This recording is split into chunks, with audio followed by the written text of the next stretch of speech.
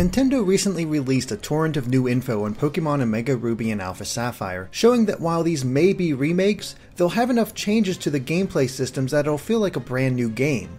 But you know us. We want to take an even closer look with the old analysis machine, and while there might not be much actually hidden in the trailer, it will provide a better sense of what this new content entails.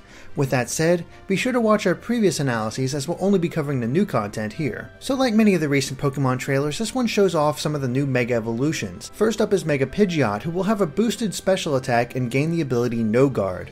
Along with it is Mega Beedrill, who gets a boosted attack and speed as well as the adaptability ability. These two are exciting enough, but there are two more Megas unveiled that weren't showcased in the trailer but in release screenshots, that being Mega Steelix and Mega Glalie. Unfortunately, we have no details on what kind of stat boost these two will get, but Mega Steelix will have the Sand Force ability, while Mega Glalie will have Refrigerate. These all look like potentially great additions that could really change up trainer strategies, but arguably the two biggest additions are Mega Latios and Latias. And judging by the trailer, it looks like Mega Latios can only be acquired in Omega Ruby, while Mega Latias is exclusive to Alpha Sapphire. What's strange is that the two look extremely similar when Mega evolved, but there are differences. It's not immediately obvious, but Mega Latios is larger and has red irises. The Mega Evolution also grants Latios greater speed, attack, and special attack, as well as the Levitate ability.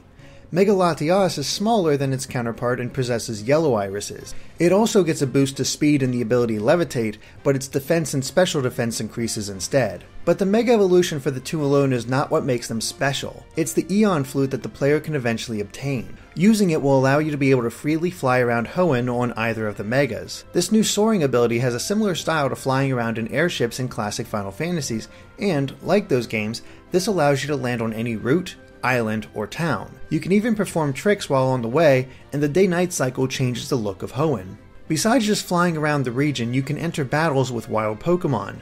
In the distance in the trailer you can see a flock of birds. If you fly into them, it will start a Pokemon battle. And thanks to the release screenshots, we have a better look at what the flocks look like, as well as what the aerial battles will be like. Interestingly, you won't be limited to just flying Pokemon during these encounters.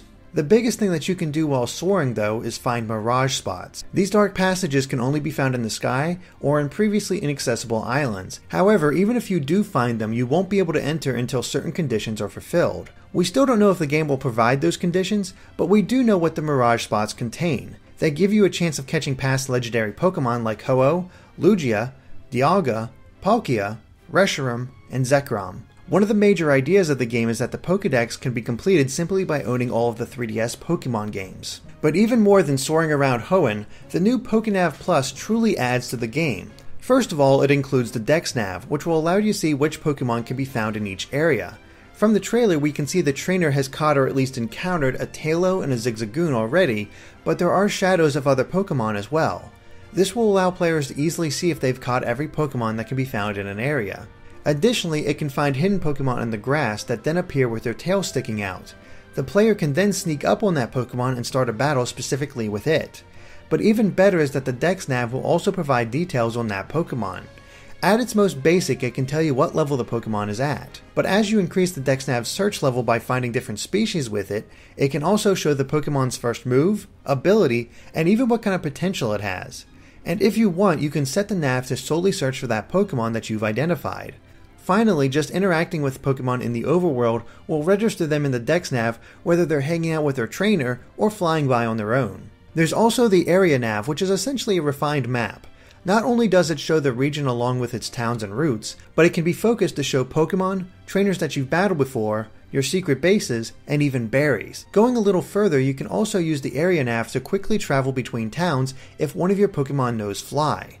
It may even be possible to travel directly to one of your secret bases, a berry location, or a trainer once it tells you that he or she is ready for a rematch. It looks to be incredibly useful for quickly visiting hotspots around the world. Next is the BuzzNav, which is actually a series of in-game shows that provides info on various Pokemon, routes, and characters, as well as potential in-game events. It seems mostly useful for tips and hints to players, but there is Street Pass functionality where the more people you pass, the more programs you can unlock.